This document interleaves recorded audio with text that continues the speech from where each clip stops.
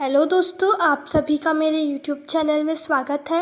और आज मैं आप सभी को इंदिरा एकादशी की व्रत कथा सुनाऊंगी, जो 2 अक्टूबर शनिवार को है और 1 अक्टूबर 2021 शुक्रवार को रात्रि 11:04 से 2 अक्टूबर शनिवार को रात्रि 11:10 तक है। तो उपवास लेकिन हमें 2 अक्टूबर को ही करना है। तो चलिए व्रत कथा शुरू करते हैं। युधिष्ठिर ने पूछा, हे मधुसूदन, कृपया करके मुझे यह बताइए कि आश्विन के शुक्ल पक्ष में कौन सी एकादशी होती है। भगवान श्री कृष्ण बोले, राजन, आश्विन के कृष्ण पक्ष में इंदिरा नाम की एकादशी होती है। उसके व्रत के प्रभाव से बड़े बड़े पापों का नाश होता है। नीच योनि में पड़े हुए पितरों को भी यह एकादशी सद्गति देने वाली है। राजन, पूर्व काल की बात है। सतयुग में इंद्रसेन नाम से विख्यात एक राजकुमार थे, जो महिषमतीपुरी के राजा होकर धर्मपूर्वक प्रजा का पालन करते थे। उनका यश सब और फैल चुका था। राजा इंद्रसेन भगवान विष्णु की भक्ति में तत्पर हो गोविंद के मोक्षदायक नामों का जप करते हुए समय व्यतीत करते थे और विधि पूर्वक ध्यान मग्न होकर चिंतन में संलग्न रहते थे। एक दिन राजा राजसभा में सुखपूर्वक बैठे हुए थे। इतने में ही देवर्षि नारद आकाश से उतरकर वहां आ पहुँचे। उन्हें आया हुआ देख राजा हाथ जोड़कर खड़े हो गए और विधि पूर्वक पूजन करके उन्हें आसन पर बिठाया। इसके बाद वे इस प्रकार बोले, मुनिश्रेष्ठ, आपकी कृपा से मेरी सर्वथा कुशल है। आज आपके दर्शन से मेरी संपूर्ण यज्ञ क्रियाएं सफल हो गई।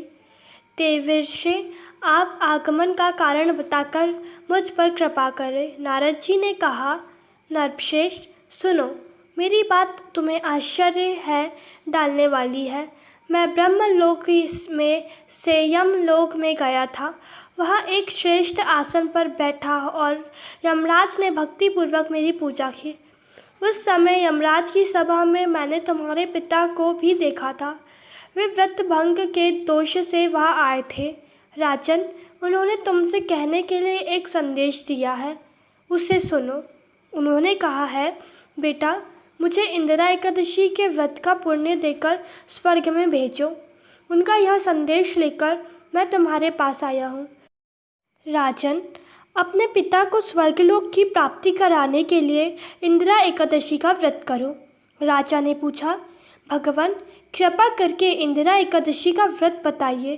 किस पक्ष में है, किस तिथि को और किस विधि से यह व्रत करना चाहिए। नारद जी ने कहा, राजेंद्र, सुनो, मैं तुम्हें इस व्रत की शुभ कारक विधि बतलाता हूँ। आश्विन मास के कृष्ण पक्ष में दशमी के उत्तम दिन को श्राद्ध युक्त चित्त से प्राप्त काल स्नान करो। फिर मध्यम काल में स्नान करके एकाग्रचित होकर एक समय भोजन करो तथा रात्रि में भूमि पर सो। रात्रि के अंत में निर्मल प्रभात होने पर एकादशी के दिन दातुन करके मुँह धो। इसके बाद भक्ति भाव से निम्नांकित मंत्र पढ़ते हुए उपवास का नियम ग्रहण करो।